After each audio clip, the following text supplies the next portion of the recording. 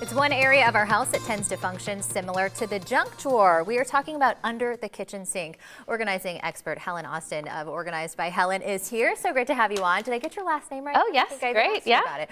I was telling you during break, I just moved here 2 weeks ago, so I'm so glad you're here because, Helen, I need help getting organized. Awesome. Got some great tips for us today. We're going to start with something that's actually achievable. So a lot of times people bite off more than they can chew. So spring cleaning, start underneath your sink. First, you're going to pull everything out and you're going to group it by like, kind, or function. So I want your bathroom cleaners together, your laundry if for some reason it landed under their pest control, kitchen all gather together. Okay. Also know that you can toss quite a few items. If it looks questionable, sticky, gunky, you know, looks like, hey, I haven't used this was in the back part, just get rid of it. Okay. You can replace it if you need it, just don't hold on to it. It's causing you more stress than it's worth. Also know that antibacterial cleaners have a shelf life. So after about a year, they lose their potency. So those items can go too if it's been a while since you've used them. So motivation to clean more. Use it before you lose gotta use it. And then some really great tricks for organizing that space. So before you put anything back, I recommend putting down a clear plastic liner. Do not do adhesive because that's going to leave you know, behind a residue. Plus, when you need to clean it, this can just be taken out and replaced. Really easy, helps keep that space clean. Great idea. Now, for all of your kitchen, we're going to put kitchen and living room back under there only. So start with that. A lot of times people store way too much stuff underneath your kitchen sink, and it's prime real estate. So you don't want to have items in there that don't belong there. They can go other places. So we're dealing with kitchen. That you have this on a little Lazy Susan, which fabulous. I think Susan was efficient, not lazy, but she's really, these are really wonderful.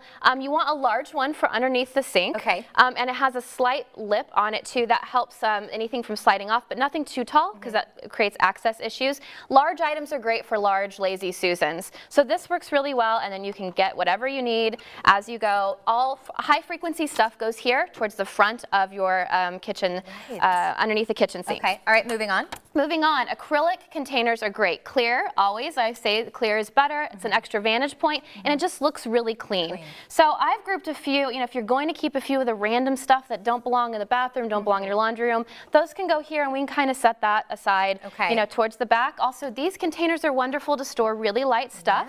You know, sponges and other cleaners. These are made to stack on each other so that you can get a good vantage point. And then these little cheap containers are great too. The idea is just to corral things together and make it so you can actually see stuff, and of course, so you're not label. spending that time digging through it. That's not going to dig. You're going to know where it is. People will know where to return it, hopefully. And label. I've got some great new labels that I've been using that you can put into your printer. It's actually clear sticker paper.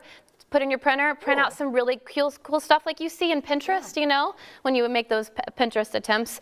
But those can be really great too.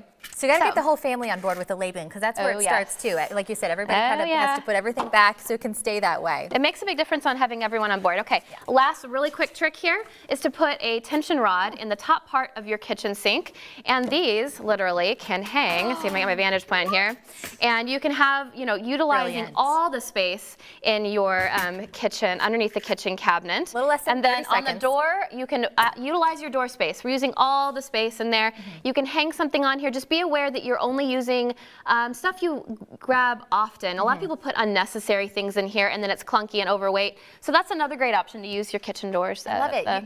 Cabinet doors as well. It's like, why didn't I think of that? That's what she does to us when she's here. I love all your tips. Great advice. Thank you. Let's get a little more organized.